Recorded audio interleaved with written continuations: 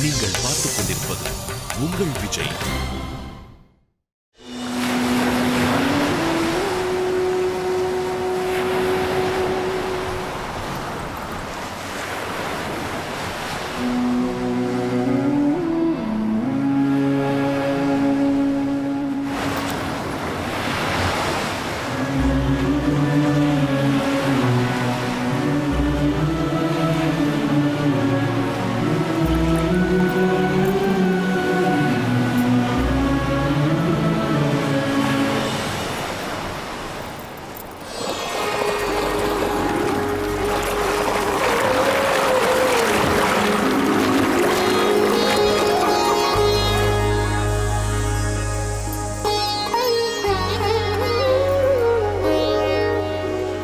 பணிகிறேன் தாயே. மீண்டும் என்னை சேர எண்ணம் கொண்டாயா மகனே? இல்லை தாயே, தம்முடைய பவித்திர ஜலத்தில் நீராடி எனது பாவத்தை தொலைக்க வந்தேன். நீ புனித கங்கை என்ற புனிதன். புனிதமான உன் கரம் இழைக்காது பாவம். நான் பாவம் இழைத்தேன் மாதா. அஸ்தினாபுரத்தின் வருங்காலம் நலம் பெற நல் நங்கையின் சுகத்தை உருக்குலைத்தேன். தன் வாழ்வில் கணவனாக இருவிழியற்ற திருதராஷ்டிரனை ஏற்க உனக்கு இஷ்டமா என்று நான் அவளை வினவவில்லை. அவள் அதற்கு மறுப்பு தெரிவித்தாளா? வார்த்தைகளைக் கொண்டு கூறவில்லை. ஆனால் வஸ்திரம் கொண்டு தனது நெத்திரம் மறைத்தாள். இது அவள் மனம் விரோதம் கொண்டதை உணர்த்துகிறதே.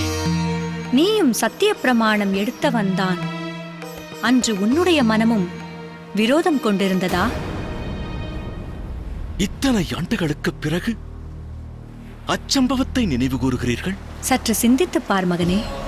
கடந்த காலத்தை திரும்பி பார்க்கும் சூழலும் ஒரு மனிதனின் வாழ்வில் அவ்வப்போது நிகழத்தான் செய்யும் மகனே. என்னில் நீராட அப்போது வருவர். இல்லை தாயே, உறுதி கொண்ட மனதோடு இப்போதும் கூறுகிறேன். மன நிறைவோடு அன்று நான் எடுத்த முடிவு தந்தையின் நலனுக்காகவும் அஸ்தினாபுர முன்னேற்றத்திற்காகவும் எடுக்கப்பட்டது. எள்ளளவு மாற்றம் இன்றளவும் இல்லை. காந்தாரி விவாகத்தை மறுத்திருந்தால் நீ காந்தாரத்தின் மீது போர் தொடுத்திருப்பாயா? இல்லை தாயே, ஒரு ஸ்திரீயின் எண்ணத்திற்கு விரோதமாக அவ்வாறொரு முடிவினை கங்கை மைந்தன் எடுப்பானா? எனில் நீயும் குற்றமற்றவனாவாய். உனது கடமையாற்றவே நீ இவ்வாறு ஒரு பணி செய்தாய். அழகான கங்கை சில நேரம் கரை புரண்டு ஓட வேண்டி வரும். அந்நிகழ்வின் போது கரையோரங்கள் நீரினால் அழிக்கப்படலாம். ஆனால் பெருநன்மையை உருவாக்கவே நதிநீரானது பெருக்கெடுக்கின்றது. இலக்கை நோக்கி செல்லும் மனிதனும் தன் பாதையில் சறுக்கல்களை சந்திக்கலாம். ஆனால் அவனது லட்சியம் இலக்கை நோக்கியே இருக்கும். இறைவனிடம் நான் வேண்டுவது ஒன்றுதான் தாயே. திருதராஷ்டிரனும் காந்தாரியும் சுகமாக வாழ வேண்டும். ஒரு அற்புத தியாகத்தை செய்து காந்தாரி இன்று பத்தினி தர்மத்திற்கு ஒரு நித்திய பெயரை தந்தாள். கிருபாச்சாரியாரின் வார்த்தைகள் உசிதமானது. அஸ்தினாபுர அரண்மனையில் பத்தினிகளின் உணர்வுகள் பலி கொடுக்கப்படுகின்றன. நீயும் நானும் செய்த தியாகம் குறைந்ததல்லவே? காந்தாரி செய்தது தியாகமா அல்லது துரோகமா எனும் சந்தேகமும் எழுகிறது. இல்லை, எனது பார்வையில் நமது இருவரின் பார்வை இதில் முக்கியமல்ல அம்பாலிகையே. அதைவிட முக்கியம் திருதராஷ்டிரன் இதை எவ்வாறு ஏற்கிறான் என்பதுதான். அதை முதலில் புரிந்து கொள்.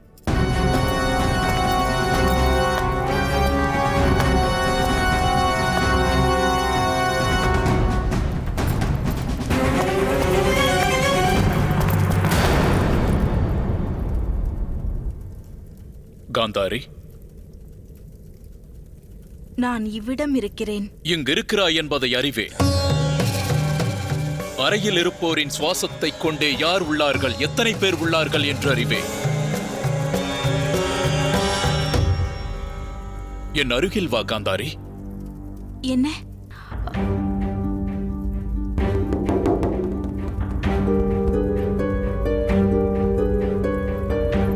இதோ வருகிறேன்.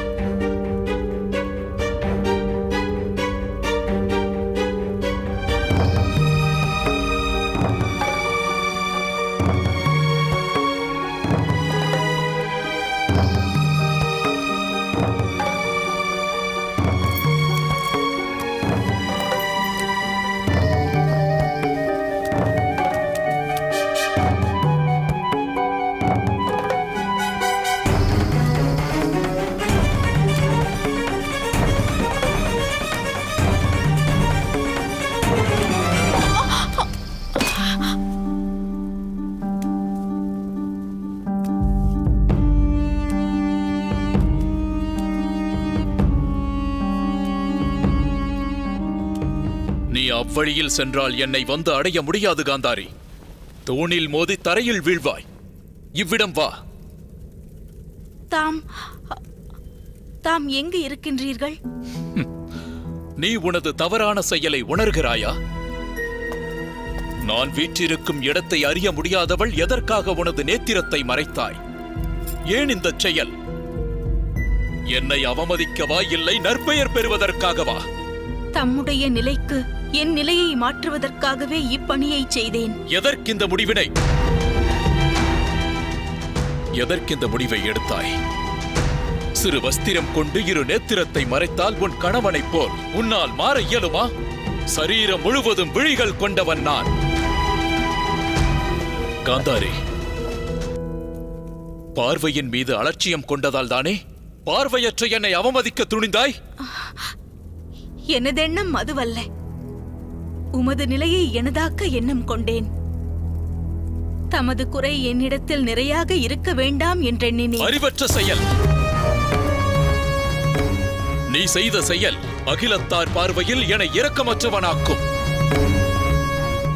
என்னை மணக்கும் பாவை தன் பார்வை துறக்க வேண்டும் என்று ஆணையிட்டது போல் சித்தரிக்கும். பார்வையுள்ளோரும் அனைத்தையும் காண முடியாது காந்தாரி. பார்வையற்றிருந்தாலும் அனைத்தையும் காண்பேன் நான். நிறுத்து உனது நாடகத்தை. கண்களை விட்டு எடு அந்த வஸ்திரத்தை. இயலாது. அது அனர்த்தமாகிவிடும் அல்லவா? சத்திய பிரமாணத்தை மீறினால் வாழ்வே நரகமாகிவிடும். உனது இந்த சத்திய பிரமாணத்தால் நான் உன்னை ஏற்காவிடில் வாழ்வு நரகமாகாமல் இருக்குமா காந்தாரி? மனைவியின் சத்திய பிரமாணத்திற்கு துணை நிற்க வேண்டியது கணவரின் கடமையல்லவா ஐயனே? நாட்டின் அரசனின் ஆணையை ஏற்பதும் ஒரு வகையில் நாட்டில் வாழ்வோரின் கடமையாகும். எனது பட்டாபிஷேகம் முடிந்து உனது கண்கட்டினை அவிழ்த்து விடு என்று அரசனாக உத்தரவிட்டால் நீ அவ்வாணையை ஏற்க மறுப்பாயா? தமது வார்த்தையை மீற மாட்டேன். ஆனால் அவ்வாறு ஒரு ஆணை பிறப்பித்தால் அக்னி குண்டத்தில் நான் பிரவேசிக்கும் போது கண் கட்டினை அவிழ்ப்பேன்.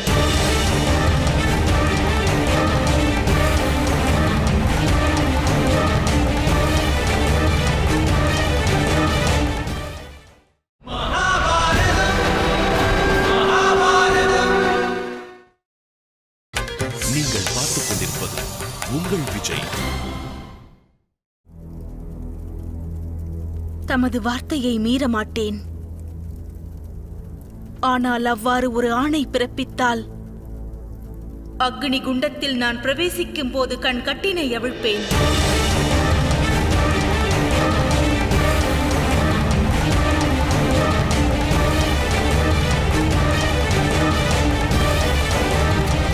அப்படி என்றால்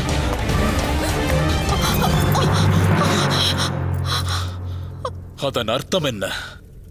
எனது உத்தரவை நீ ஏற்க மாட்டாய் என்பதுதானே அதன் பொருள்?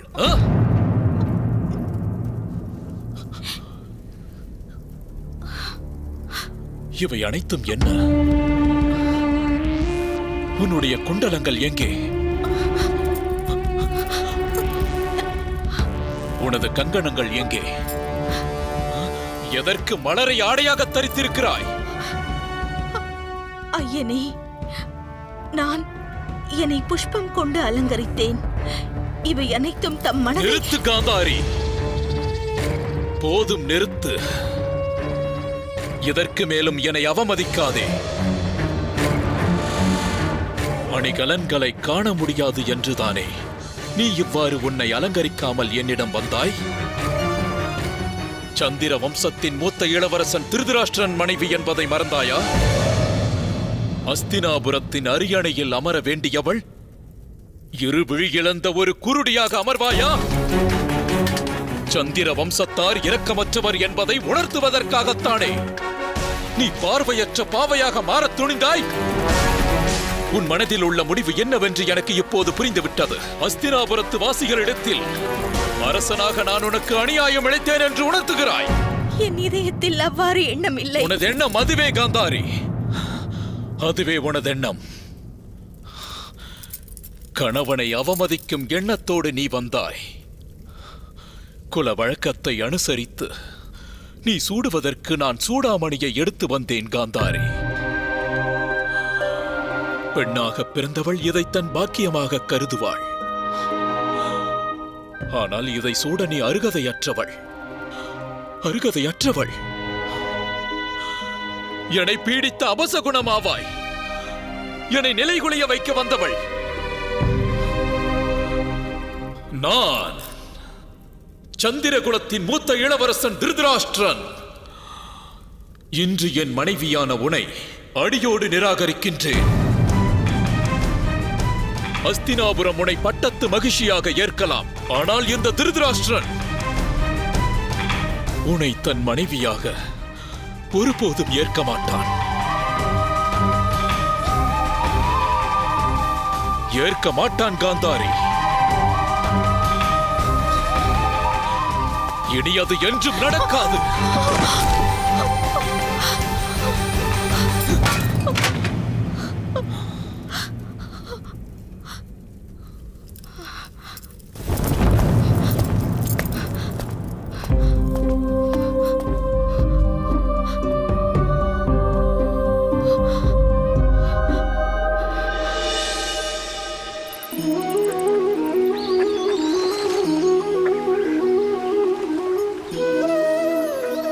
ஒரு முக்கிய கூற்று மனிதனுக்கு எக்காலத்திலும் புதிராகவே விளங்குகிறது.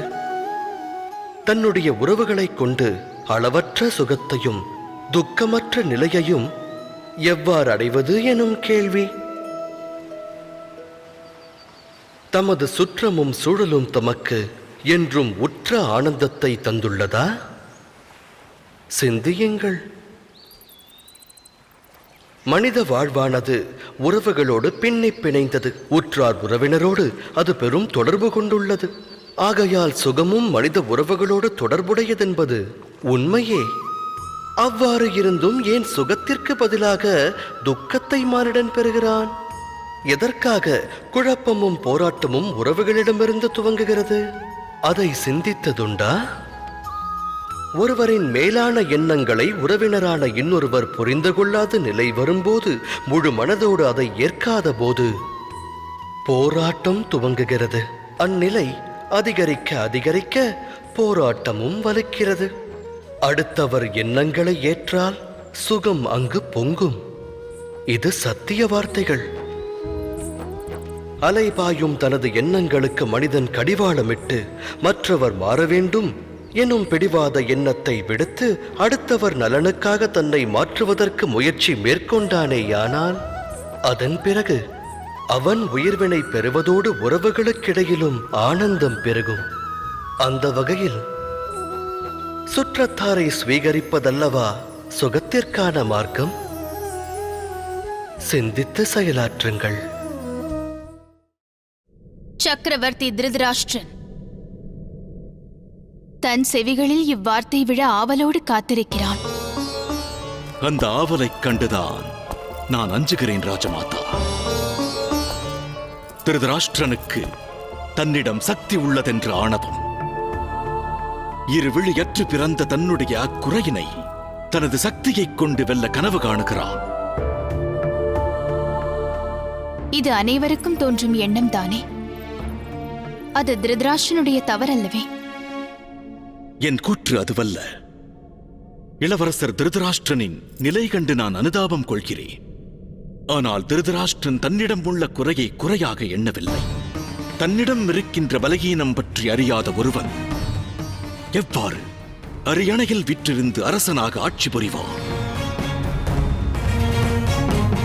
இதை தவிர வேறு உபாயமும் இல்லையே பீஷ்மா. உதித்த மலர்களில் திருதராஷ்டிரன் அல்லவா? மூத்த இளவரசன்.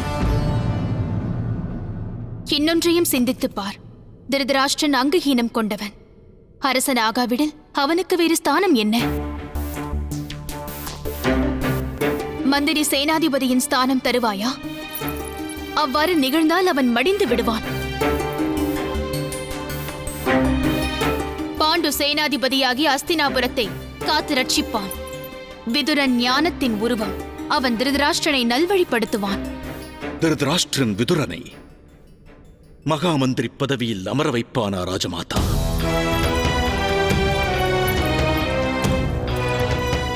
அவன் அரியணையில் அமர்ந்த பிறகு அவையின் மகாமந்திரி பதவிக்கு எவரையும் அமர்த்தாவிடில் நாம் என்ன செய்வதென்று ஆலோசியுங்கள். நானோ அல்லது தாமோதான் அப்பணி ஆற்ற வேண்டும். பட்டாபிஷேகத்திற்கு பிறகு அரசரின் ஆணை ஆண்டவனின் ஆணைக்குச் சமமாகும். எனில் பட்டாபிஷேக விழாவிற்கு முன்னரே பாண்டுவை சேனாதிபதியாகவும் விதுரனை மகா மந்திரியாகவும் அமர்த்தலாம். ஆனால் அஸ்தினாபுரத்தின் மேன்மைக்காக திருதராஷ்டிரன் அரியணையில் அமர்வது அவசியம்.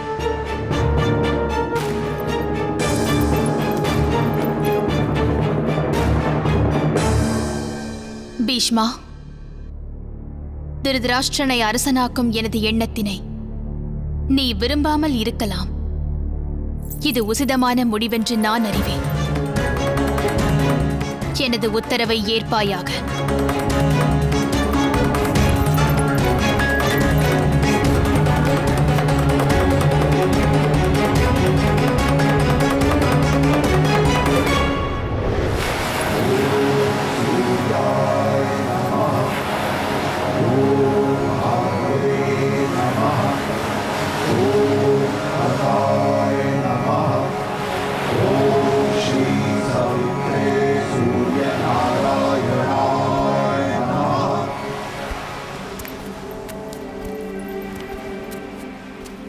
பணிகிறேன் பிதாமகரே. நீடூழி வாழ்வாய். மகாமந்திரி பதவியை ஏற்பதற்கு முன்பாக ஆசி பெற வந்தாயா? அனுமதி பெற வந்தேன் பிதாமகரே. அனுமதியா? அனுமதி எதற்கு மகனே? முக்தியை வேண்டி. ஏற்கவிருக்கும் பதவியால் வாழ்வில் எனக்கு முக்தி கிடைக்காது. அஸ்தினாபுரத்து ராஜ பரம்பரை இந்த தாசியின் மகனான விதுரனிடம் அன்பினை வழங்கி என்னை அரவணைத்து சீராட்டி வளர்த்தது. விதுரா, நீயும் இளவரசன் என்பதை மறவாதே. திருதராஷ்டிரன் பாண்டுவிற்கு இணை. எனது பார்வையில் நீ மாறானவன் அல்ல. இருப்பினும் அவ்விருவரும் அரசியின் புதல்வர்கள். சிறு பிழை நிகழ்ந்தாலும் அதன் படி தாழ்ச்சியான என் மீதுதான் விழும், அவர்கள் மீதல்ல.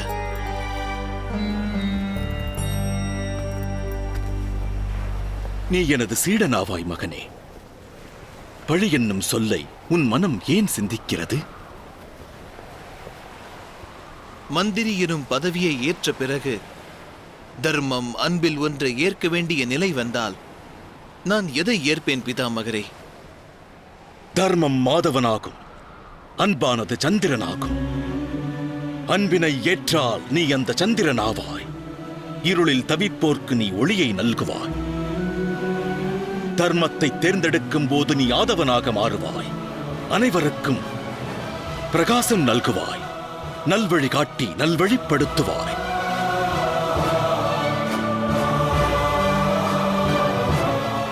செல்விதுரா, மகாமந்திரி பதவியை ஏற்று தர்மத்தோடு இணைந்து உன் கடமையை நிறைவேற்று. உத்தரவு பிதாமகரே. ஆசி வழங்குங்கள். ஆயுஷ்மான் பவ.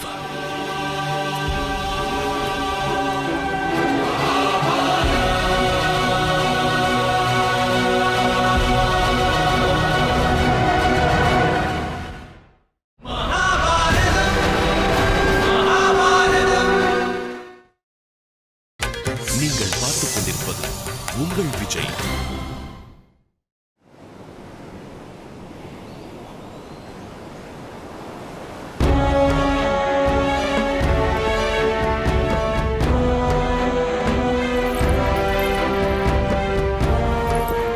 மகனே, அஸ்தினாபுரத்தை உனது உயிரினும் மேலாக எண்ணி நீ அதை காக்க வேண்டும்.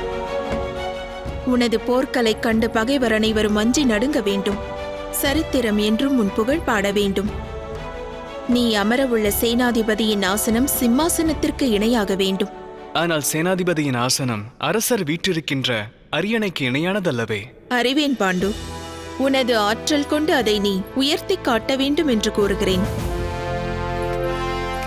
புதல்வர்களின் வெற்றியில்தான் பெற்றவள் மனம் குளிரும் என்பதை மறந்து விடாதே.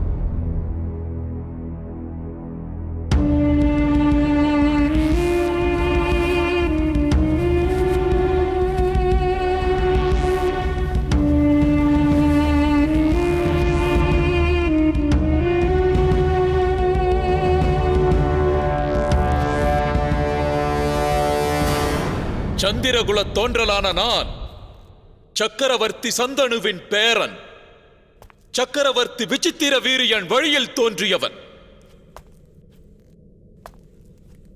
இன்று அஸ்தினாபுரத்து ராஜ பரிபாலனத்தை என்னுடைய இரு கரங்களில் ஏற்கின்றேன்.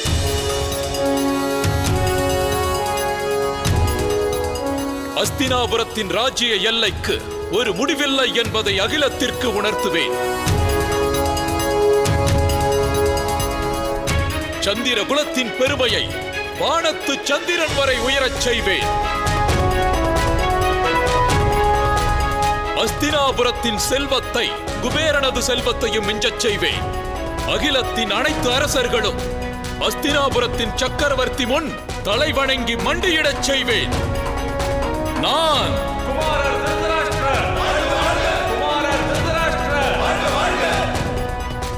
சக்கரவர்த்தியான திருதராஷ்டிரன் இன்று சத்திய பிரமாணம் செய்கிறேன்.